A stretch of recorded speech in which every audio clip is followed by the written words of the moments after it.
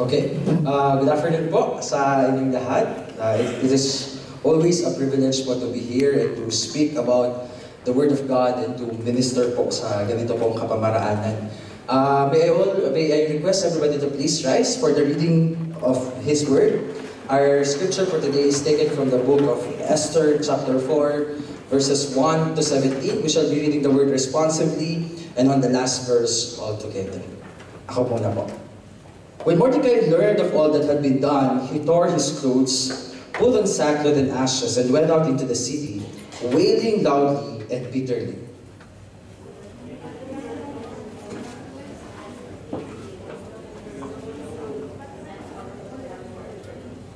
In every province to which the edict and the order of the king came, there was great mourning among the Jews, with fasting, weeping and wailing. Many lay in sackcloths and ashes.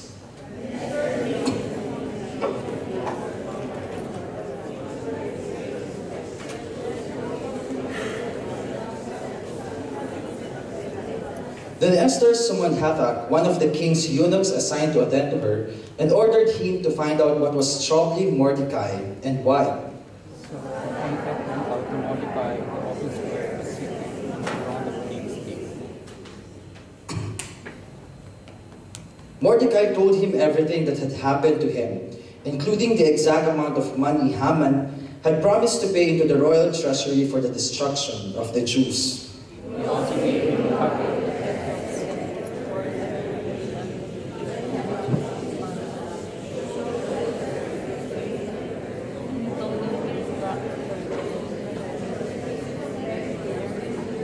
Hathach went back and reported to Esther what Mordecai had said. Then he instructed him to say to Mordecai, All the king's officials and the people of the royal provinces know that for any man or woman who approaches the king in the inner court without being summoned, the king has but one law, that they be put to death unless the king extend the gold scepter to them and spare their lives. But 30 days have passed since I was called to go to the king. when Esther saw He sent back this answer. Do not think that because you are in the king's house, you alone of all the Jews will escape.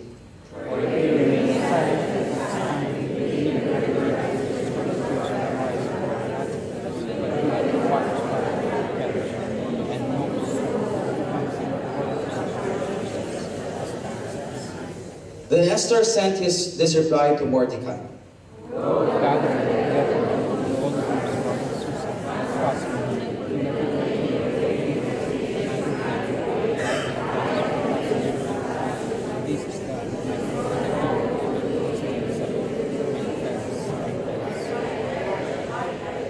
Altogether, so Mordecai went away and carried out all of Esther's instruction. Manalangin po tayo. Panginoon, nagpupuri kami at nagpapasalamat, Panginoon, dahil buhay ang iyong mga salita, Panginoon. Naniniwala kami, Panginoon, na ang mga salita mo, Panginoon, ay mangungusap sa hapon pong ito, Panginoon. Dalangin namin that the ministry of your word, Panginoon, ay tumimo sa aming mga puso, sa aming mga isip, Panginoon, and will allow us by your grace to do, Panginoon, to act out, Panginoon, yung mga bagay na makukuha namin sa hapon pong ito. Dalangin namin yung malinaw, simple, pero direct, Panginoon, na mensahe na nagmumula sa iyo, Panginoon, ang aming pong makuha at aming pong maisapamuhay. Nawa, Lord, sa hapon na ito, Panginoon, ay mabigyan ka namin ang pinakamainam na pagpupuri sa aming pong pagtugon sa iyo pong panawagan sa hapon pong ito. Ito po ang aming panalangin sa pangalan ni Jesus. Amen.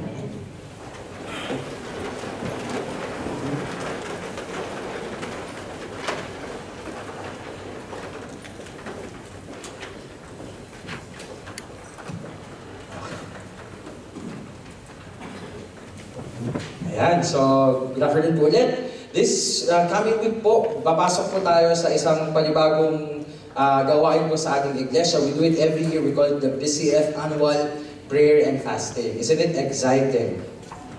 Exciting po bang mag-prayer and fasting? Amen. Amen. Sana hindi narinig ni Pastor. It's really exciting. And actually po, one question that we have in mind is, why do we pray and fast? Bakit nga ba natin kailangan mag-ayuno at manalangin? I did some research po, bakit nga ba nagpe-pray and fast ang mga Kristiyano? And sabi nga po sa GodQuestions.org, and many articles are saying the same thing. Sabi po, God does not require us to fast, but the Bible presents fasting as something good and beneficial to the believers. But the question is, how is it beneficial? Paano nga ba siya nagiging beneficial sa atin? First po, the focus of fasting is not about the lack of food, but in taking our eyes off the things of the world to focus completely on God. Alam niyo po, minsan, for the past 2-3 years na nagka-fasting po tayo, the first question na tinatanong sa amin po, ano po ba yung gagawin namin? Ano po yung hindi namin kakainin? Parang gano'n.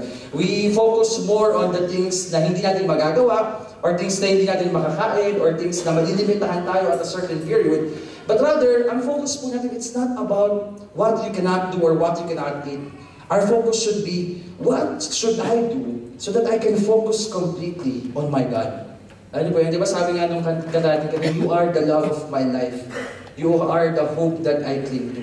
Gaano pa ba katotoo yun sa mga buhay po natin? Yun po yung, that is what we aim this week, na muli ay balikan po natin yung pagmamahal po natin sa Panginoon at yung pagmamahal na meron po siya para po sa atin. We allow ourselves to be deprived, quote and unquote, of good things na meron tayo in order for us to focus dun sa ginagawa po natin para sa Panginoon. Ayan. The next po is, fasting is a way to demonstrate to God and to ourselves that we are serious about our relationship with Him. We are serious about our relationship with Him. Gaano po kahalaga na ipinapaalala, alam mo, madali po tayong makalimot. And fasting is one of the most effective way to remind ourselves how serious our relationship with God is. Sabi nga po, di ba, kung maalala nyo in previous preachings, sabi ang Christianity daw is not something na sinusuot at pag hindi na comfortable, hinuhubad na. Ganun po, di ba? Our Christianity is life in itself. And we want to remind ourselves how serious that decision is when we accepted Jesus as our Lord and Savior. So, yun po. Next, prayer and fasting helps us gain a new perspective and a renewed reliance upon God. In the New Testament po, kapag meron silang gagawing mga important decisions in their life or in the church, ang ginagawa po nila, nagpe-prayer and fasting po sila. So that they can get to have a new perspective. Diba, minsan sa kaabalahan po natin, we get to do things the same way every time. And hindi na natin minsan nakikita, ano nga ba yung sinasabi ng Panginoon? Alam niyo po, kahit gaano karami yung ginagawa mo, kung hindi mo naririnig ang sinasabi ng Panginoon, these are all noises. Hindi na siya nakakatulong sa iyo bilang isang Kristiyano, bilang isang tagasunod ng Panginoon. So, this week, we want just to shut everything out, shut everything down, and just listen. Lord, ano nga ba yung sasabihin mo through your word, through the people around me? Ano nga ba yung sinasabi mo sa akin at sa buhay ng iglesia ko ito? Another thing po, fasting is not a way to get God to do what we want. Fasting changes us, not God. Alam niyo ba yun, sometimes we twist the hands of God para makuha mo yan, mag-fasting ka. Diba? Ganun. Alam niyo po yung wife ko, bago niya ako sinagot, pinag-prayer and fasting ko po siya. Not for her to say yes to me, but for God to give me and give her the love para sa isa't isa. Alam niyo po yun, hindi po kasi, we cannot force God to do things. But He can put in our hearts the things that pleases Him. Yun po yung gusto po nating mangyari sa linggo po ito. Lord, what are the things in my life that you want to remain? And what are the things in my life that you want me to let go of? Yun po yung gusto nating malaman. Ano nga ba sa buhay ko, Lord, yung baggage na lang? Or palamuti na lang sa buhay ko and it no longer brings glory unto your name. So it's not twisting the hands of God. Fasting is not a way to appear more spiritual than others. It has to be done in a spirit of humility and joyful attitude. Ayan, yung maririnig nyo, ako 3 times a day akong hindi ko makain. O, di mas huli ka. Parang gano'n yung gusto mong datingan. Hindi po. It's not about how many meals you skip. It's not about how many meals you didn't eat. It's about the attitude of the heart. Dapat po, di ba? Humble tayo. Alam mo, papasok po yung Ramadan next week and it's coinciding our prayer and fasting. Hindi po natin sinadya yun. Hindi po tayo nakikisabay sa kanila. It just so happened na tumapat po yung Ramadan dun sa prayer and fasting week natin. Pero baka naman pagpasok mo sa opisina, mas masungit ka pa. Huwag na akong nag-usapin, nagpa-fasting ako. Diba? Mas masungit ka pa dun sa mga ka-opisina mong nagraramadan. Ano ba yun? Let it not, sabi nga po, diba? Let your God who sees what is done in secret be glorified in what you're doing. So mapapurihan po ang Panginoon dun sa gagawin po natin prayer and fasting. In summary po, ang sinasabi lang po natin, prayer and fasting is about taking our eyes off of the world and increasing our attention towards the Lord. This week, sino po ang kaisa namin? Yes, I want to. Ano ba yun, diba sabi nga natin, better is one day in your courts than 1,000 days elsewhere. So what we want to do this week is to stay in the presence of the Lord, to stay dun sa attitude of prayer in humility and expectancy that God will speak to us this week sa pamamagitan po ng prayer and fasting po natin. So we hope po na kaisa po namin kayo. This is not for us, this is not for anyone, it's actually for you, ikaw mismo, upang makita mo, nasa saan ka ba talaga nakatayo. Alam niyo po, once in a while, it's good that we see ourselves, alam niyo yun, bawat araw humaharap tayo sa mirror, di ba, to see ourselves. Prayer and fasting is like looking into the mirror and being honest sa buhay natin. Nasaan ba talaga ako sa kalalagayan ko sa Panginoon so that He can change our hearts. Kasi kung hindi natin gagawin yung pag-meditate, kung hindi natin gagawin yung reflection, kung mag-skip lang kayo ng meal, papayat lang po kayo. Pero hindi tataba ang spiritual life ninyo. So this is not a diet scheme that we give you. This is a chance that as a congregation, as a church, that we go down and kneel before our God and ask Him, Lord, we want to know your will this week. What is it that you want us to do this year? What are the faith goals that you want us to achieve this year for your glory? So that's the next question. Ano nga ba yung mga types of fast na we encourages you to do? And po, no? First is water fast. Kung kaya nyo. Na mag-water lang po kayo this week. 5 days lang naman. Kung kaya po, water fast. At hindi naman po namin kayo pinipili. Doon sa may kaya, then okay. Liquid fast. Juice, coffee, or water. Ayan, liquid fast. So, i-blender niyo po yung rice niyo sa bahay. Liquid na din. Namiss ko yung rice, i-blender ko. Pwede pong 1 meal only or 1 meal per day only. Kakain kayo ng isang beses lang sa isang araw. And then skip 1 meal. So, isang beses lang kayo hindi kakain. So, 2 times kayo kakain. Sa mga kaya ko pong 5 to 6 times kumakain, 3 times lang po muna ang usapan natin this week. So, the rest, we have to set. I know how hard this is. Kaya nga, bakit ba ako ang nagsasabi dito? Ang hirap po talagang mag-fasting, I know. So, yung 3 lang po ang pinag-uusapan natin. Kung 5 to 6 kayo kumakain, yung 3 doon, hindi na natin pinag-uusapan. We really have to skip those. Yung 3 po doon, pag sinabing skip 1 meal, 2 beses kayo kakain. And then, others. Yan, kung meron po kayo medical condition, kung may mga bata po kayo, ganyan. So, it can be TV, social networking, and ang ating love of our life, our cell phones. So, cool off muna kayo with your cell phones this week. Wala pong ditong isang mas mainam o mas mabuting pamamaraan. Hindi natin sinasabi, this one is better than the other. It depends on your commitment. Kaya po, I encourage you, after this service, meron po kaming prepare po na ganito, fasting guide sa labas po. You can ask our ushers to give you. And we will be distributing the same din po mamaya sa LZ Disciplers meeting. Na pagtapos po ng service mamayang gabi po, balikan ninyo itong guide na to and make a commitment. Ano nga ba yung commitment ko this week? Hindi yung pagbukas, pag-isip ko, I want to fast today, water only. Yung nag-decide ka on that day, depende sa emosyon mo. Today, I feel strong, I will fast, water fast only. Pero hindi po. We have to choose it beforehand. We have to commit it beforehand. So, pwede naman pong mixture. Pwede water fast ka. So today, bukas 1 skip meal ka, bukas 2 meals ka. Pwede po. Depende po sa commitment nyo nga. Hindi kailangan tuloy-tuloy. Hindi naman namin i-check kung ano yung pinili ninyo.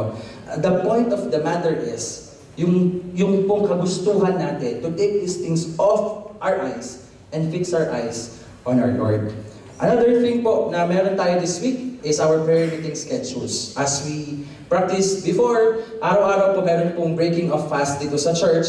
So magsasama-sama po tayo dito 7:30 onwards. Nandito rin po yung mga schedules. Yan. So meron din po kayong chance na umattend kahit isa dun sa mga prayer meeting schedules po natin. And each area is assigned po for each day with a prayer focus assigned for that day din po. So, yun.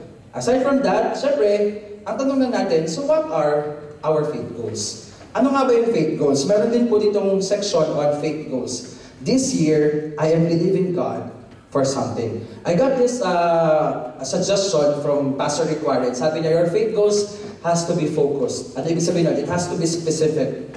You have to know ano ba talaga yung gusto mong mangyari. Ano talaga yung gusto mong gawin by the grace of God this year. Ano yung mga bagay niyan. For example, I will read my Bible every day. Diba? Specific. We can make it more specific. I will read my Bible every day for 15 minutes. More specific pa, I will read my Bible for 15 minutes at this time. Diba? We can do it as specific as possible so that we can see our victories pagdating po nung panahon na nilalakaran po natin yung faith goals po natin. So for example, I want to be generous. Diba? How nice. Pero we want it to be more specific. I want 1% of my salary to be given to mission or to be given to charity. Alam niyo po yun? So it has to be specific kung ano po yung faith goal natin. Then it has to be attainable.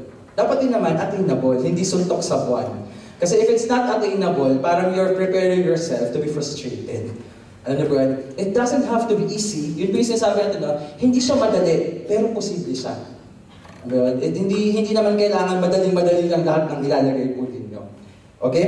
Next, it has to be individual. Ito pong part na to, medyo nag-isip ako individual. So, paano yung family ko? Paano yung mga kaibigan ko? Paano yung mga kasama ko sa trabaho? Gusto ko rin silang ilagay dito kasi sabi salvation. So, we can put them, salvation of this person. Tapos, gawin natin specific, I will share the gospel to him on this day. And in October 22, share-sharean ko siya.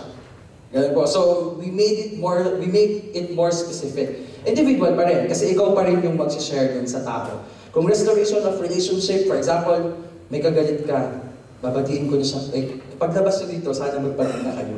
Pero kung meron po kayong kagalit na medyo malayo, you need more time, we understand that, pero as much as possible, dapat po makipag-ayos na po tayo agad. So, kung ikaw yung participant dun sa hindi pagkakasunduan, then this week is a chance for you, by God's grace, na makipag-ayos. Kung ibang tao naman po ang pinapanalangin ninyo ng restoration of relationship, if you can be the way for the relationship to be restored, do it. If you can pray for them, then right here, every day I will pray, or every other day, every Monday, I will pray for the restoration of relationship of this person. So, next po, it has to be trackable. Ayan, lagay nga natin na dapat po may specific dates kung kailan nyo siya niya-nais ma-achieve. Alam niyo po, siguro 2 years ago when I was a life group leader then, may prayer and fasting. So, ang hiningi po namin doon, Lord, we believe that you will give us 3 more people. We don't know where they will come. We don't know how they will come. Basta ang alam lang namin, darating sila. May 3 taong darating sa life group namin and will be part of our life group. You know what? During the fasting week, the Lord gave us 3 people to join our life group. Diba? Hindi mo talaga kayang unahin si Lord eh. Kasi His blessings are ready to be poured out sa mga buhay po natin. So yun po, it has to be trackable. You have to know kailan yung deadline. Kumbaga, kailan yung deadline na isa-set nyo para sa sarili po ninyo. I think it's a lot po, it has to be heartfelt. It has to be from your heart. You really want to do this. This is really what God is asking you to do. Hindi yung nangmapil lang kayo din sa KLG nyo kasi madami siyang naisulat. Or, parang maganda yun na. Hindi po. You really have to commit on something so that you can work towards achieving that faith goal. At angkinin nyo po yung paggawa ng faith goal po. Ayun.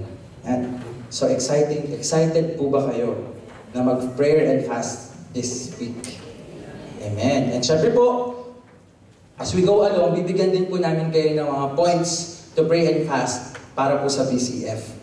So, ilalabas din po namin yun, yung mga prayer points po that we want you to pray and fast with us. So, ibibigay po namin yan this week. Okay? So, tuloy po tayo. Ang story po natin ngayon is about Queen Esther. Sino po nakakaalaman ng story ni Queen Esther? Ayan. Yun po. So, medyo bear with me. Parang telenovela po ito, pero 3 episodes in 1 sitting. So, kailangan nyo po talagang mag-seatbelt kasi kailangan po natin bilisan yung pagkwento po. Pakilala ko po muna sa inyo yung mga characters. First is King Xerxes. He's the king of Persia, the kingdom of Persia at that time. Siya po he is powerful. He ruled over 127 provinces, stretching from India to Kush. And then meron siyang 180 days sa chapter 1 po, where he displayed the vast wealth of his kingdom. And after that, nagpa-feast pa siya. And on that feast, Queen Vashti was introduced. Siya yung asawa ng hari, na maganda siya, very pleasing siya. So ang gusto ng haring gawin ay pumunta siya doon sa feast at suot niya yung corona niya at parang mag-show siya. Gusto siyang iparada, kumbaga, ng kanyang hari. Pero ang ginawa ni Queen Vashti, nag-refuse siya. Hindi niya tinanggap na gawin yun, na lumabas doon sa feast. So ngayon, nagalit ang hari doon sa ginawa niya.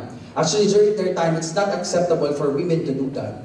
But Queen Vashti has to balance between obeying the king or putting shame on her name, on her dignity as a woman, na magpa-fashion show siya doon sa harapan ng mga tao.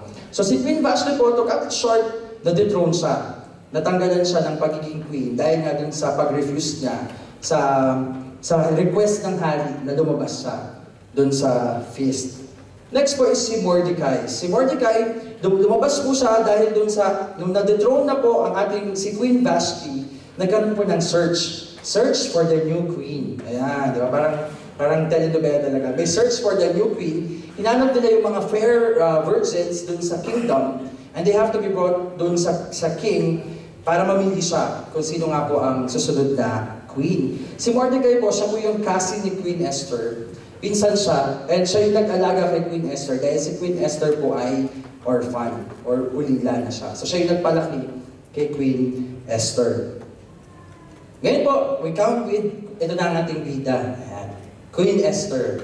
Maganda siya. And sabi nga po dito, now the king was attracted to Esther more than to any of the other women. And she won his favor and approval more than any of the other virgins.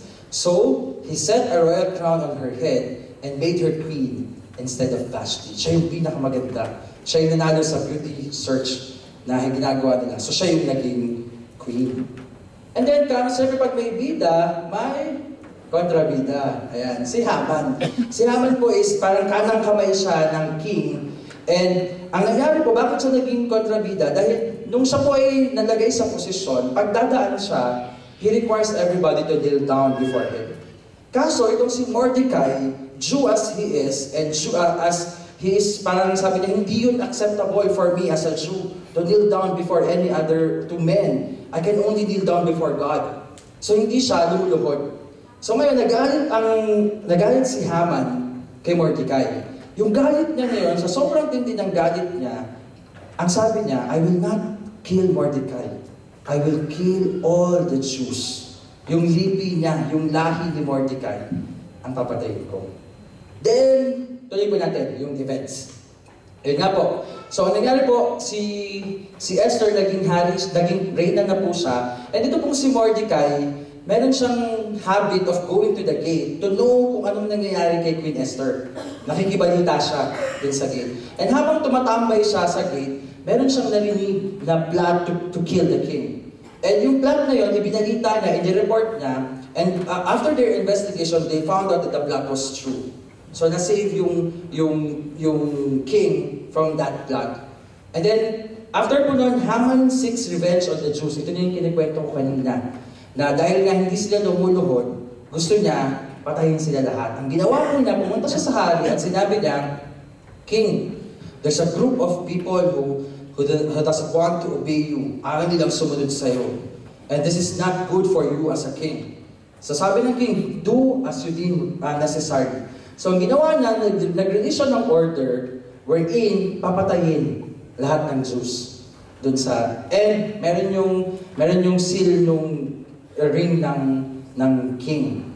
So ngayon po, nalaman yon, pinamalita yon sa buong kingdom. At nalaman yun ni Mordecai. Kaya naman si Mordecai, in-inform niya si Esther. Si Esther na nandun nga po sa palace, dun sa palasyo ng hari. And sinabi niya nga kay Esther na nandyan ka ngayon. And parang sino ba ang nakakaalam na nandyan ka ngayon to save your people?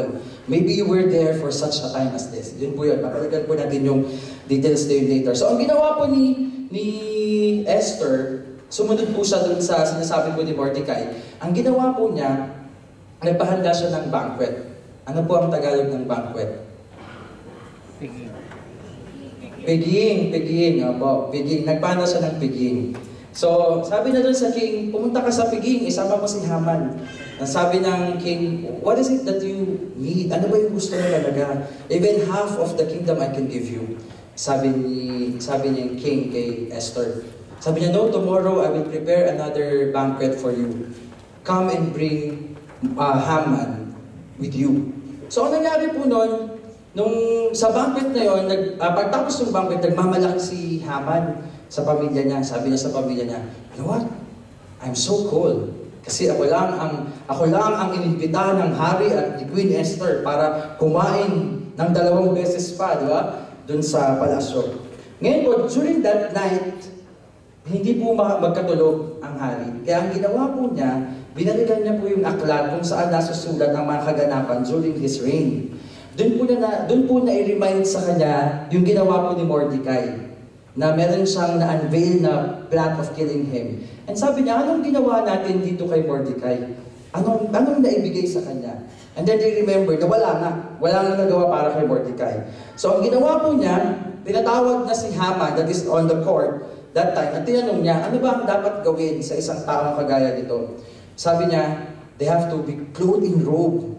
And they have to be, kailangang i-parade sila yung sa may kabayo na ginamit ng king. Yung the highest honor possible. Kasi nakakala ni Haman, siya yung tinutukoy ng king na ibibigyan ng honor. And then sabi ng king, okay, do such thing to Mordecai. Gawin mo kay Mordecai. Si Mordecai, nagalit ang ating kontrabida at gusto niyang patayin, hindi lang siya, kundi ang buong lipi niya. Ang sabi ng ang hari sa kanya, sige, gawin mo yun. Ilibot mo si Mordecai at ipamalita mo that the king honors this person. Ngayon po, ang nangyari po nun, nung sa second na dinner na nila, after po nun, pinatawag ulit si Haman, and then the second dinner came, doon na po sinabi ni Queen Esther, ano ba talaga ang gusto mong mangyari? Ano ba talaga yung, what is it that's bothering you? Sabi po ni King Xerxes. Sabi niya, merong isang tao na gumawa ng plot to kill yung buong lipi namin. And sabi ng King Xerxes, sino yun? Sabi niya, si Mordecai. Sa galit ng king, lumabas siya, and he was, nakikinig talaga kayo. At least we know now. Sorry po, si Haman, tama. Nagulat ako nun na. Okay. I was caught off guard. So si Haman, yun nga. Tapos po, lumabas yung hari sa galit niya. Pagbalik niya, si Mordecai, si Haman, paulit-ulit din. Si Haman, he was pleading for his life sa kay Queen Esther. Pero ang tingin ni King Xerxes doon, parang imamolest niya si Queen Esther. Sabi niya, anong kalapastangan na gagawin ng taong ito sa presensya ko, sa palasyo ko, ay mamolest sa niya pa ang asawa ko. Kaya ang ginawa po niya, in order niya that si Haman ay ihang doon sa pole, ipin doon sa pole, na si Haman din ang gumawa para kay Mordecai. So yun nga po, kaya pa sabi, Haman is hanged. And then, ang ginawa po, yung estate po ni Haman ay ibinigay po kay Mordecai, at yung powers na meron siya ay naibigay din kay Mordecai. Kaya po nagkaroon sila ng edict on behalf of Esther and the Jews, na dati kung di ba po i-eradicate sila, ngayon binigyan na sila ng karapatan to come together and fight for their rights. Pag inabi kayo, ipaglaban nyo, pwede nyo nang ipaglaban yung mga sarili ninyo. And we know what happened after that is that nagkaroon po sila ng maraming tagumpay na ipaglaban po yung lipi nila. Ipaglaban po, pinangyayari po sa kanila. Ngayon po, ano po yung mga bagay na pwede natin matutunan dun po sa story ni Esther? What can we learn from the life of Esther? Our first point po is God puts us at the right time, at the right place. Sabi po, di ba, Mordecai was at the right place at the right time. Nung pong nalaman niya yung plot, narinig niya yun yung plot na papatay ng hari. At inireport niya yun, and it brings honor into his name. And then si Esther po was at the right place at the right time din. Sabi po, di ba? And who knows but that you have come to your royal position for such a time as this. Nandun ka sa palasyo. You have a place of influence to save your people. There's an imminent threat to your people. Nandyan ka for such a time as this. Nung isang araw po, may sinundo kami sa airport, and then sabi niya namin, alam po tayo mga OFW, when we come back to Bahrain, it's bittersweet. Sweet kasi makakapagtrabaho na naman tayo, we will earn dinars, di ba? And we will be able to send money to our families. Pero it's also bitter kasi we start to count again, day 1, day 2, and as OFWs, we live a life of counting. Counting the days when we will go home, counting the days when salary will come. Yung salary po, sometimes we do not have the time to count. Kasi bukas wala na siya. Diba? So, ang meron na natin, nabubuhay tayo sa paghihintay. Nabubuhay tayo sa pagbibilang ng mga oras, pagbibilang ng mga panahon, until marating natin yung isang bagay na gusto natin puntahan, gusto natin gawin. Pero isang bagay po yung sinasabi sa atin ng Panginoon, it's not an accident that you are here in Bahrain. Out of all the countries in the world, dito ka inilagay ng Panginoon. It's not an accident that you are a neighbor to someone. It's not an accident that you are a co-worker to someone.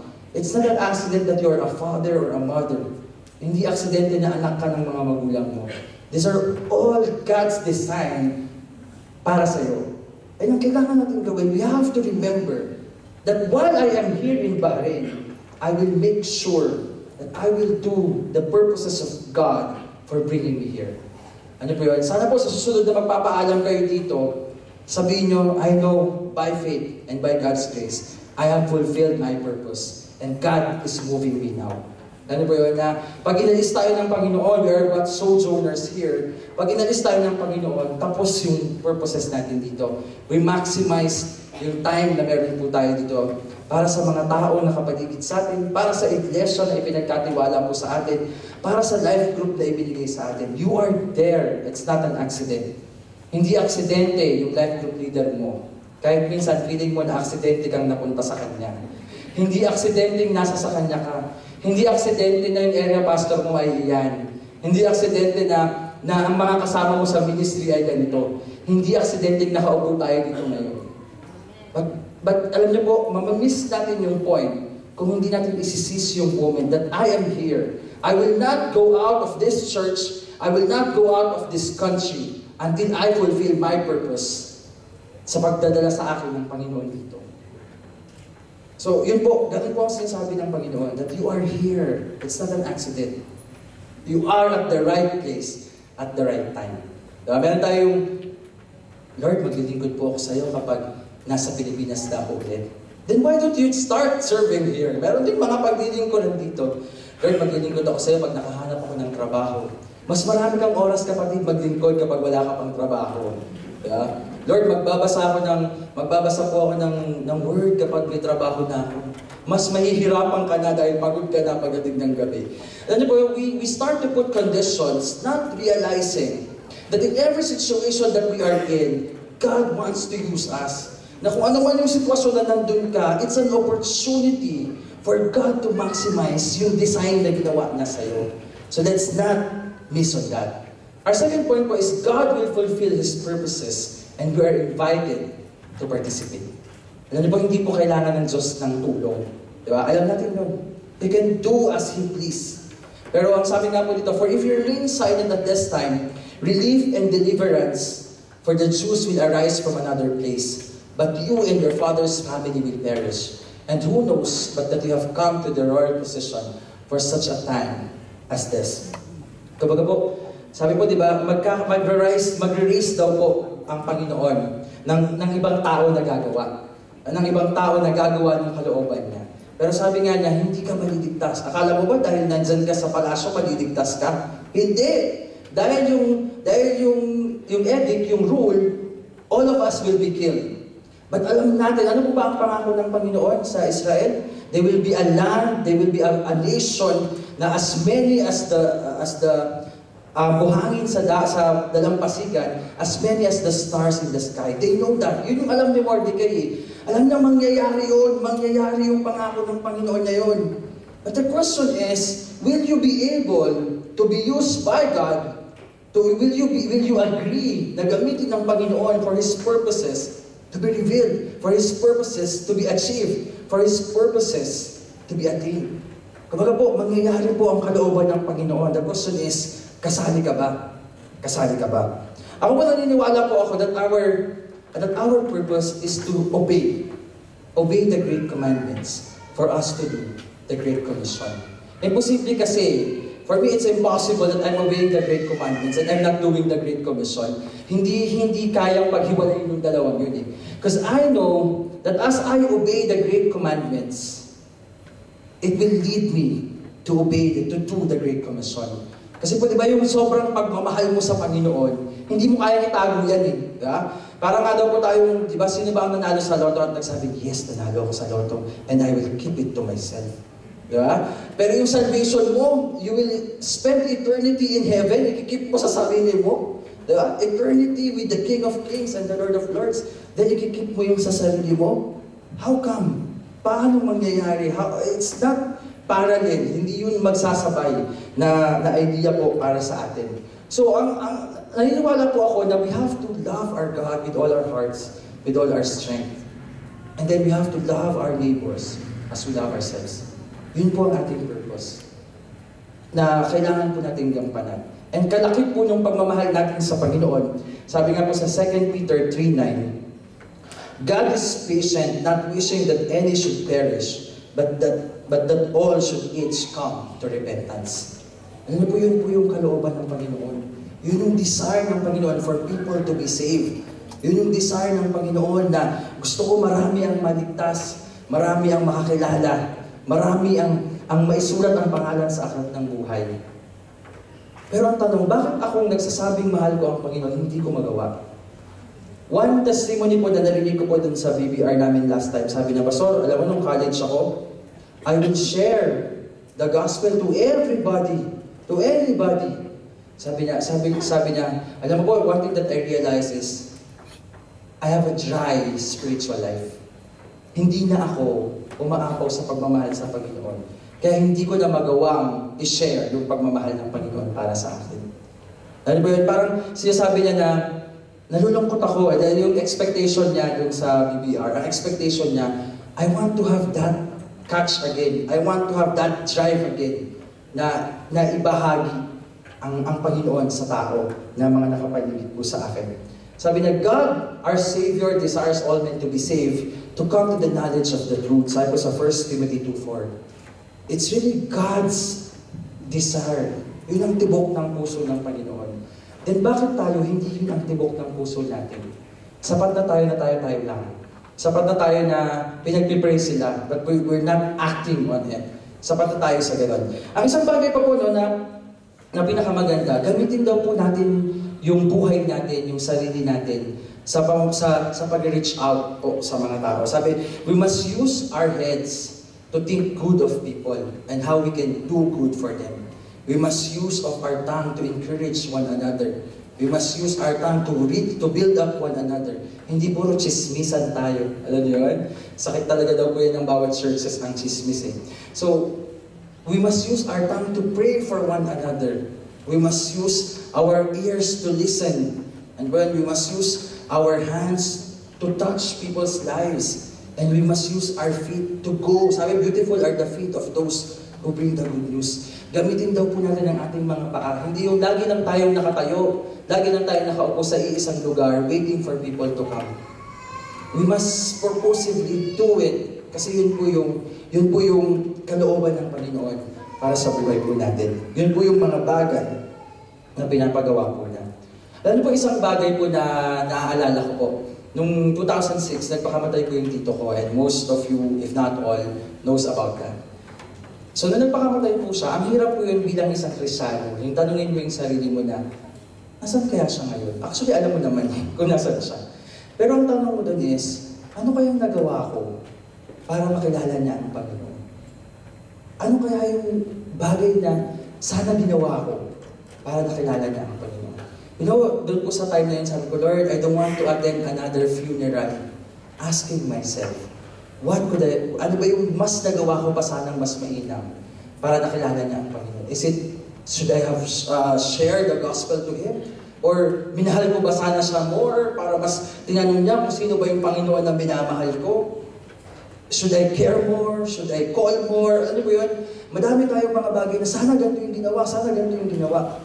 Pero at the end of the day, sana po naisip ninyo to not attend another funeral, asking yourself, ano yung ginawa ko para sa tao na to? Para makakilala siya sa Panginoon. Ano yung ginawa mo to at least sabihin mo sa Panginoon, Lord, I did my part. Ang Panginoon naman po talaga ang magbubukas ng kanyang puso. Ang trabaho lang natin, ibahagi. Ibahagi po yung salita ng Panginoon. So, lagi po natin maalala sa sarili natin na ang bawat taong pinapadaan ng Panginoon sa buhay natin is not an accident that they are with you now. They are there for a purpose. And they are there for them to see Christ in you. Para makita po si Kristo sa buhay ninyo. Sa buhay po natin. Our third point po is, God use our fears to let us see how far we can trust Him. Sabi po dito, di ba? Sabi niya, fast for me, do not eat or drink for 3 days, night or day. I and my attendants will fast as you do. When this is done, I will go to the king, even though it is against the law. And if I perish, I perish. Alam mo po, ang pagsunod po sa Panginoon, it's all or nothing. Lahat, kailangan po natin ibigay sa Panginoon. Yun po, alam po ni Esther kung ano po yung dinidemand sa kanya nung sitwasyon. Alam niya na kapag ang hari ay hindi ako tinanggap at nakita niya ako doon, I will die. And alam niya na kayang gawin yun ng hari because Vashti was the throne. Diba? Inalis siya sa pagiging queen. So alam niya na pwede yung gawin ng hari. Sabi po ni Dietrich Bonhoeffer, isa siyang pastor during the Nazi period. Sabi niya, faith is only real when there is obedience, never without it. And faith only becomes faith in the act of obedience. Alam niyo po yun, we always pray na, Lord, yung pananampalataya ko ay lumakas. Exercise your faith, lalakas yan. Di ba? Di ba yung katawan naman natin, siguro, alam niyo yun, na pag i-exercise mo yung katawan mo, lumalakas. Ako hindi ko yun masyadong alam. Pero siguro, most of you should know that, na kapag nag-exercise tayo, lumalakas tayo. The same thing with our faith. If you exercise your faith, it will grow stronger. Ano po yun? Ako po naniniwala po ako na yung disobedience po natin, yung hindi po natin pagsunod sa Panginoon, is actually a is an indication of lack of faith. Na Lord, sabi ng Lord sa'yo, puntahan mo sa ganito. Lord, kasi baka naman nagkakamali ka na papuntahan siya sa akin. I mean, hindi tayo nagtitiwala na sinasabi ng Lord sa'yo, gawin mo to. Sinasabi ng Lord sa'yo, mag-tithes ka na. Lord, sayang yung 10%. Eh di mas marunong pa tayo sa Lord. I mean, sometimes we suggest to God na, Lord, pwedeng 8% to 2% next month. And sometimes we do things because we do not believe. Na nung sinabi ng Panginoon, I will open the floodgates of heaven. Eh, sigurado ba yun, Lord? Actually, when you disobey, it's because you do not believe. When you disobey, it's because you do not believe on what God is saying in your obedience. Hindi ka kasi naniniwala na pag sinabi ng Lord, umatin ka ng BS, pagpapalain ka. Eh, ganun din lang yung Lord eh. Ano yun? Pag umatin ka ng life group, pagpapalain ka. Ano po yun? Hindi mo alam, minsan baka ikaw yung iniintay na pagpapala ng life group mo. That you can be a blessing to them. Sometimes po yung mga reasons natin are actually manifestations of us not trusting God, of us not fully understanding and fully grasping yung pangako ng Panginoon towards obedience. Yun po yung kailangan po nating maalala. Sabi rin po ni C.S. Lewis, only a real rest tests the reality of belief. Alam niyo po yung lagi po natin iisipin yung ang pananampalataya natin ay dadaan sa apoy. Hanggang saan sa apoy? Meron po bang apoy na hindi nakakapasok? Di ba? So ang pagsunod po natin sa Panginoon, dapat nakakapasok. Kasi I want to make sure, I want to be firm that my faith will stand the test of fire. Gusto ko masabi sa sarili ko that this faith that I have can stand the test of fire. You know what? Nabasa ko po na sa China, persecution is rising. Nahihirapan ang mga Kristiyano to exercise the faith. Tayo malaya, may parking pa para pumunta dito sa church. Meron tayong freedom na gawin yung mga pinapagawa sa atin ng Panginoon. Iintayin pa ba natin? Iintayin pa ba natin na nandiyan na yung persecution? Tsaka natin sa Lord, I will stand on my feet. Ito na talaga to eh. We do it now. Yung laban sa sarili natin, laban sa isip natin, labanan na natin ngayon. Para kung dumating, persecutions will come. We know in the last days, persecution will come. Pero kung yung sarili mong kalaban mo ngayon, hindi mo mapagtagumpayan, how do you expect yourself to act during the times of persecution? Saan tayo pupulutin? Hanggang saan natin kayang dalhin yung pananampalataya po natin? Kung sa sarili mo lang, sa isip mo lang na labanan, hindi mo magawang mapagtagumpayan, hanggang saan yung kayang abutin nung pananampalataya po na meron po tayo. So let us pray for faith, and not just faith. Let us pray for faith that will make us obey. Yung pong susunod na pananampalataya. Yung pananampalataya na kaya akong kasunodin. Alam mo, this afternoon, sinecheck ko po yung LG profile. Siguro nakita na ng mga life group leaders. No? And according po dun sa LG profile, 43%, if I'm not mistaken, of our LG members are attendees. So ano yun? Ito yung mga tao hindi natin sure kung Kristiyano na o hindi pa. Hindi natin sure kung nasaan sila. We have 43% of our life groups to be discipled. It's an opportunity for you to seize the moment. It's an opportunity for you that 43% are potentials. Kasi regular na silang umaattend sa LG. They just need someone to take the lead and make them a disciple. Yun po yung kailangan po nating gawin. Ayan. Ngayon po, next point po, God is working on the hearts of people and on our circumstances. Kung makikita po natin si King Xerxes during this time, diba, yung ginawa ng Panginoon na hindi siya makatulog, at binasa sa kanya yung aklat na yun, it's only God who can do that.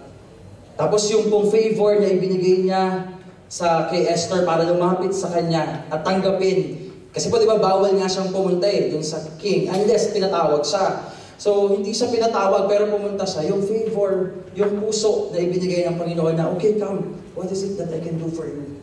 These are God's way of moving into the hearts of the unbelievers. Alam niyo po, minsan magugulat tayo kung paano kumikilos ang Panginoon sa buhay nila. But we fail to see that kasi nananatili tayo not believing that God can do great things. Sabi nga po nung kanta natin kanina, di ba? Greater things are yet to come. Alam niyo po kung ano yung great and mighty things na yet to come? These are lives being changed sa pamamagitan po ng ating pag-say, yes, Lord. Yes, Lord, I will obey. Yes, Lord, I will make disciple. Yes, Lord, my life should speak of who Jesus is. Alam po yun, yung mga buhay po na binabago ng Panginoon sa pamamagitan po ng ministry ng iglesia ito, sa pamamagitan po ng ministry natin. Those are great things. Na alam niyo po minsan when you are on your lowest, ipapaalala sa iyo ng Panginoon. I can do great things. I can change lives. I can make them free. I can open their eyes. I can break the chain. I can break barriers for you. The only thing you have to do is to trust me and act on it. Kailangan lang po natin paniwalaan at kailangan natin umaksyon dun po sa bagay po na yun. Ang huli ko pong punto ay ito. God uses His people to support and encourages us. Ginagamit po niya ang congregation.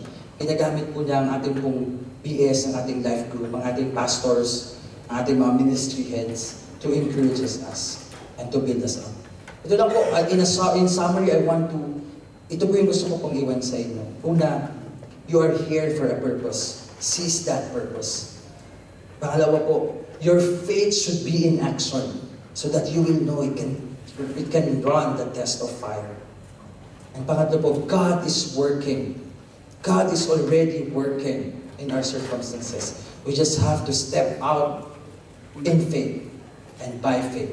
Yun po sa pinapagawa po ng Panginoon po sa atin. At this point, gusto ko po malaman, sino po dito ang mga life group leaders? Can I ask you to stand up? Pati po ang ating po mga pastors, ang ating po mga ministry heads if you're not a life group leader. Alam niyo po, palakpakan po natin ang Panginoon sa buhay po ng mga pastor. Hindi po madaling maging isang discipler. Amen po ba? Hindi po madaling maging pastor. Hindi po madaling maging ministry heads. Pero they are choosing to act on their faith. Na nung tinawag sila ng Panginoon to go and make disciples. And sabi ng Panginoon, I will be with you always to the ends of the age. Pinanghawakan po nila yung pangako po na yun. If your life group leader is here, take this chance. Lapitan niyo po yung life group leader ninyo and thank God for their lives. Sige po, gawin po natin. Lapitan niyo po ang mga life group leader ninyo. Thank you, bro. Lapitan niyo po yung life group leader ninyo. Encourage them, empower them, speak blessing to them.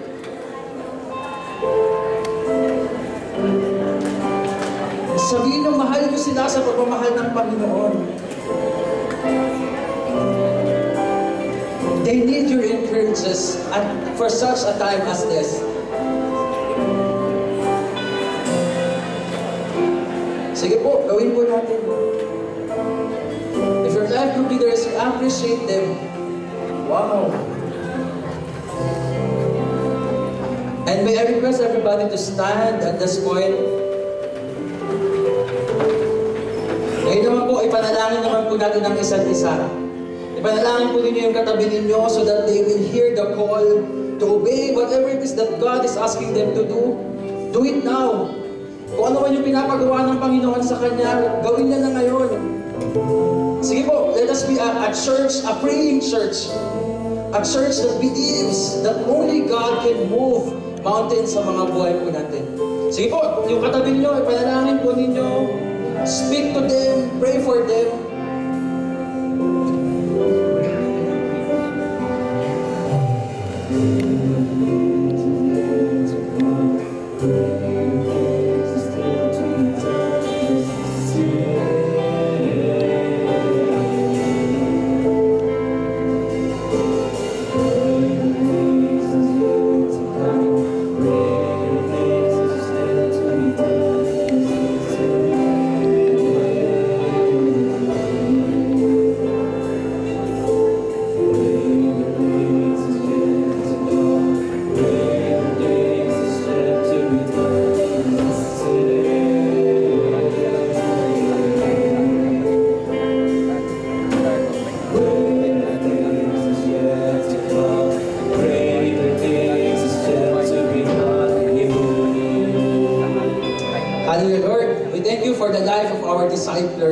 Our pastors, our ministry heads. Lord, salamat Panginoon sa pagpapagal nila, sa pagbibigay nila ng kanilang buhay, oras, Panginoon, pera, Panginoon, para sa amin, Panginoon. Salamat, Lord, for their lives. Lord, may you continue to shower, Panginoon, your favor upon them.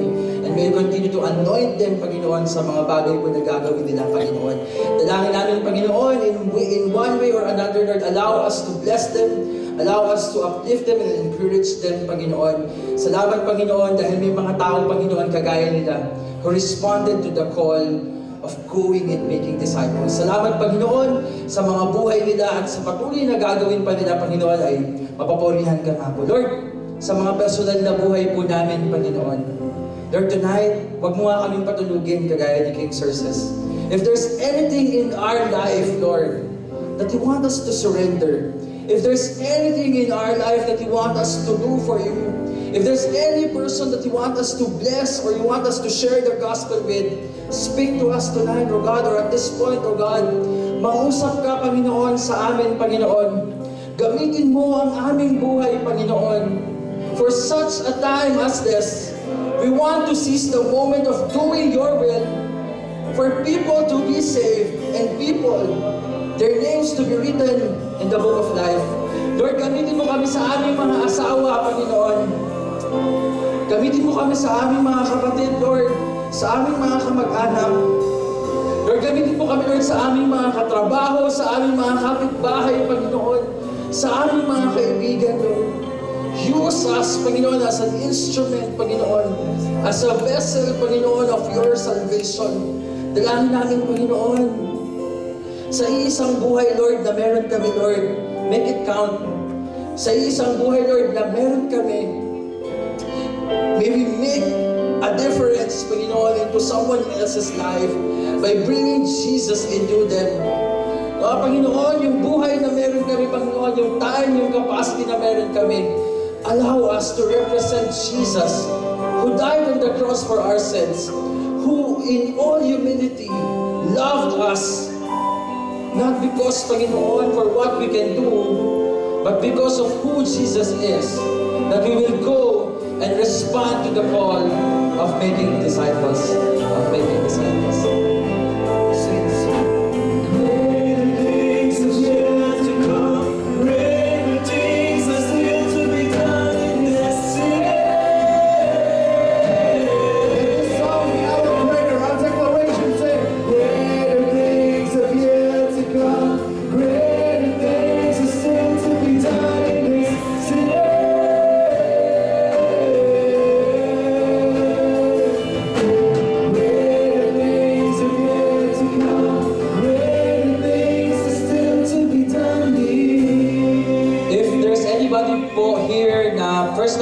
Nakasama dito sa BCF.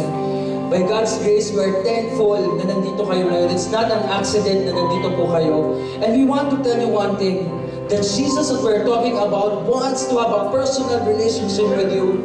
He wants to establish yung relasyon na yun sa'yo. Gusto nang isulat ang pangalan mo sa aklat ng buhay. Gusto nang bigyan ka ng buhay na walang hanggan at tawagin bilang anak ng Diyos. Sabi po ng salita ng Panginoon sa Romans 6:23, for the wages of sin is death, but the gift of God is eternal life through Christ Jesus. Ang kabayaran po ng ating mga kasalanan ay kamatayan. Ngunit ang regalo ng Panginoon ay buhay na walang hanggan para sa iyo. Kapatid, kung nandito ka ngayon sa kalagitnaan namin, with all eyes closed, I want you to raise your hand. I want to see a raise of hand kung sino sa atin dito ang gustong tumanggap sa Panginoon. Salamat, kapatid, salamat. Salamat po, salamat po, salamat po sa desisyon to accept Jesus. And now, allow me to lead you in prayer of salvation. Sundan niyo po ako. Dear Jesus, I acknowledge that I am a sinner and that the penalty for my sin is death. But today, I am asking for forgiveness and repenting of my sin and accepting Jesus as my personal Lord and Savior. Lord, write my name on the book of life so that one day I know for sure that I will meet you in heaven for eternity. And Lord, by your grace, Panginoon, change me from glory to glory day by day and make me the kind of person that you want me to be. In Jesus' name, amen. Let me pray for you. Lord, thank you. Thank you for allowing us, Lord, to say, na sabihin sa iyo, Lord, na mahal ka namin. Thank you for that privilege, Panginoon, that in all honesty and integrity, sasabihin namin na mahal ko ang Panginoon. And that I will not trade Him for anything. He's more than this world to me. Thank you, Lord, for allowing us to say that. Thank you, Lord, for giving us the opportunity for this life, oh God, to be used by the living God. For to be used by the King of Kings and the Lord of Lords, the Creator of heavens and the earth. Lord, we're not perfect, but we are made perfect in you. We are not holy, but we are made holy in you. Salamat, Panginoon, sa pribilehiyo, Lord, na tawagin na anak mo, Panginoon. At higit sa lahat, Lord, salamat sa isang pananampalataya that we know gagamitin namin to act out at gawin, Panginoon, yung purposes namin to love you and to love people. Lord, sa hapon na ito, nawa, Lord, sa desisyon na ginawa ng aming mga puso, sa aming mga buhay, ay napangiti ka namin, Panginoon. At nabigyan namin ang pinakamainam na papuri ang iyong pangalan. Salamat po. Salamat po. Salamat. At ngayon po, tanggapin po natin ang walang hanggang pagmamahal ng Diyos Ama, ang walang hanggang pagliligtas ng Diyos Anak, at walang hanggang pakikipisa ng Diyos Espiritu Santo, ngayon at magpakilanman. Amen. Amen.